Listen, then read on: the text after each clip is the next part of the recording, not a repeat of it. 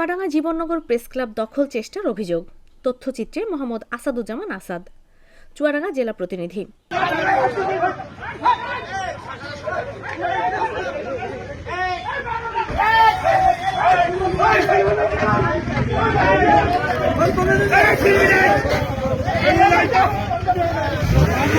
চুয়াডাঙ্গা এলাকায় Jibannagar press club দখলকে কেন্দ্র করে হামলার অভিযোগ উঠেছে। প্রেস ক্লাবের একাংশের সদস্যরা অভিযোগ করেছেন, নূর আলমের নেতৃত্বে একদল ব্যক্তি, যাদের আওয়ামীপন্থী সাংবাদিক হিসাবে দাবি করা হচ্ছে, হঠাৎ করে প্রেস ক্লাব প্রাঙ্গণে প্রবেশ করে ভাঙচুর ও হামলা চালায়।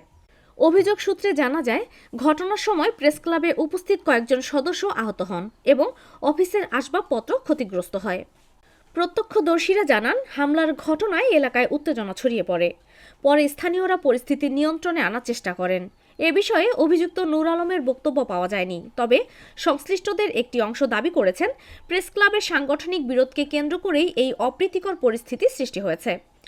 স্থানীয় প্রশাসন জানিয়েছে, তারা ঘটনাটি খতিয়ে দেখছে এবং লিখিত অভিযোগ পেলে প্রয়োজনীয় ব্যবস্থা নেওয়া হবে। এদিকে প্রেস ক্লাবের সদস্যরা সুষ্ঠু তদন্ত ও দোষীদের বিরুদ্ধে আইনি পদক্ষেপের দাবি জানিয়েছেন।